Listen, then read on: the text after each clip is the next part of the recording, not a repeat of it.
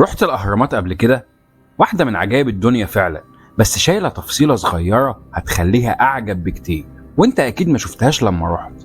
ايه هي التفصيلة دي وايه علاقتها بالحيتان؟ تعالوا نشوف. لو عرفت تطلع الهرم في الخباسة، مش لازم تطلع للقمة ولا حاجة، بس تقرب جامد من الحجارة العملاقة بتاعته، هتلاقي ان في بعض الحجارة جواها ده. المؤرخ المعروف هيرودوت اما شافه قال عليه ده اكيد حبوب او نوع من الاكل كان الفرعون بيديها للعمال اللي بيبنوا الهرم، بس كلامه ده كان غلط. ده مش اكل، دي نيومولايتس، اكبر كائن وحيد خلية عاش على الارض. بس ايه الغريب في كده؟ صخر رسوبي وشايل حفريات عادي يعني. استنى، ما هو الحفرية دي النوع بيعيش في البحر، النيومولايتس بتعيش في المية. وكمان التحليل الكيميائي بتاع النيومولايتس بتاعت الهرم لقينا ان كان عايش معاها ميكروبات ضوئية بتحتاج لإضاءة كويسة عشان تعرف تعيش. طب الكلام ده معناه ايه؟ معناه ان كل بلوك مبني بيه الاهرامات طالع من بحر، والبحر ده اضاءته كويسة، يعني مش عميق قوي.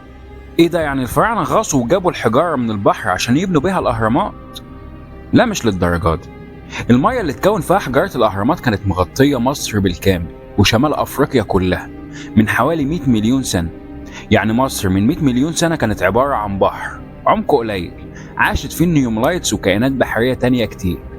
طب إيه اللي خلى مصر تبقى بحر؟ بعد ما كانت الأرض عبارة عن قارة واحدة عملاقة اسمها بانجيا، بدأت تنفصل والقارات بعدت عن بعض واتفتحت بحار ومحيطات جديدة، وعملت نشاط بركاني كبير تحت المية، وملايين الأطنان من المجمة طلعت تحت المية وكونت سلاسل جبال.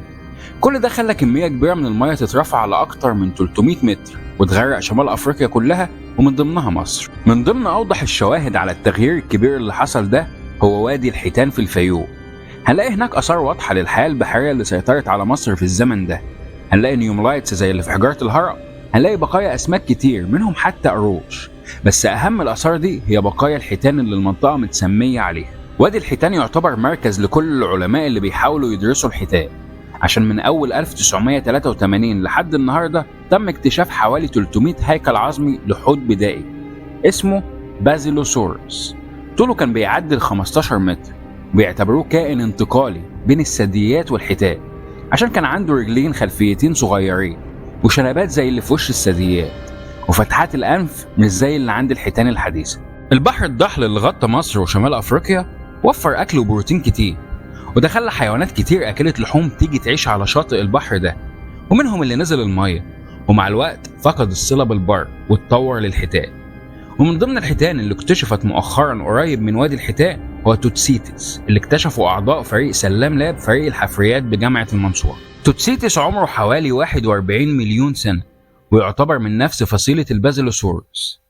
من 30 مليون سنة منسوب البحر قل وجف، بس لسه آثار الزمن ده موجودة في وادي الحيتان وفي حجارة الأهرامات وأماكن تانية كتير. ولو طلعت بمعلومة واحدة جديدة أنا هكون مبسوط، وما تنساش دول.